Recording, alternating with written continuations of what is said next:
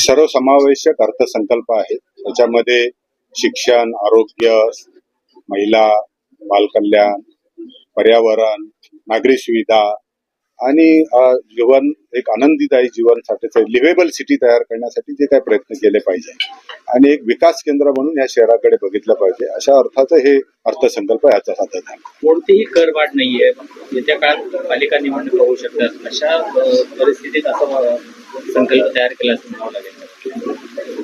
सांगू इच्छितो की करवाढ केल्यामुळे वेगळा काही परिणाम साध्य होतील. आपण जे काम करायचं आहे, शिक्षण उच्च दर्जाचं द्यायचं आहे, दरवर्षी आपण शिक्षण देतो, त्याला चांगला दर्जा करायचा आहे, आरोग्य देतो, त्याच्यामध्ये दर्जा सुधारायचा.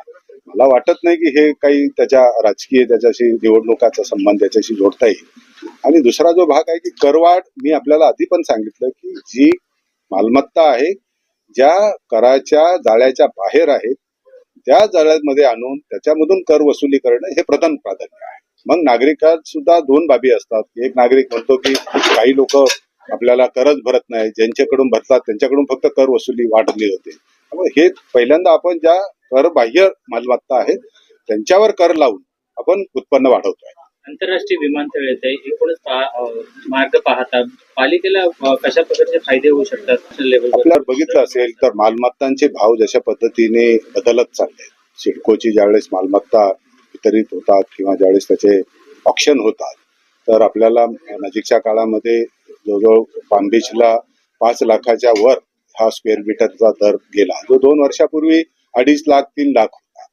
आणि मग पर्यायाने मागणी वाढते, त्याच्यामुळे एवढ्या मोठ्या प्रमाणात जमीन विकली जाते, त्याच्या एवढी महागडी जमीन खरेदी केली जाते. त्यामुळे नवीन विकास केंद्र आपल्याकडे उद्योग येतील. आपल्याला ज्ञात आहे की आपल्याकडे 5 स्टार हॉटेल नव्हते. आज जर बघितलं असेल तर विवांता आले, मॅरियटचे 3 सेंटर आपल्याकडे आले आणि नवीनही अजून 2-3 हॉटेल या MIDC क्षेत्रामध्ये येऊ घालतात. त्यामुळे नवीन रोजगाराच्या संधी हे विमानतळ आल्यामुळेच शक्य आहे, कारण आतापर्यंत त्याला मागणी नव्हती, आता नव्याने मागणी होऊ घातली आणि त्यामुळे शहराला त्याचा निश्चितपणे फायदा होणार आहे. Taken 2 points into the my budget speech. One is about to starting in a separate hospital at the Sanpara, animal hospital. And secondly, I have already mentioned to have a last rites of these pet when they rate animal. So we are coming with their crematorium also, the separate crematorium. And already the ABC program is already been in place. So that will be strengthened. But in Juinagar there was a hospital was constructed, but it was not made operational. When we studied it, there were some other features required into like a hospital. So interior work is already been started. Those what are the deficiencies in those buildings in the hospital, that has been identified.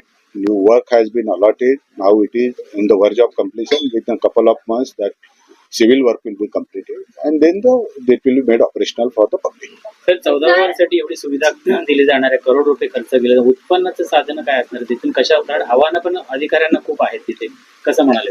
एक लक्षात घेतलं पाहिजे की कुठलंही शहर एका दिवसात तयार होत नाही. त्याची एक प्रक्रिया आहे, फेज वाईज कुठलीही गोष्ट होत असते. झपाट्याने होत असलेल्या नागरीकरणामुळे त्याच्यामुळे तिथे सुविधा तयार झाल्यानंतर तिथे पण उत्पन्न आपल्याला निश्चितपणे मिळेल. आज जर बघितलं असेल तर आपल्याला तिथले लोकसंख्या जी आहेत, आपण फक्त 35,000ची लोकसंख्या आपण 14 गावाचं क्षेत्र जवळजवळ 20 स्क्वेअर किलोमीटर क्षेत्र आहे.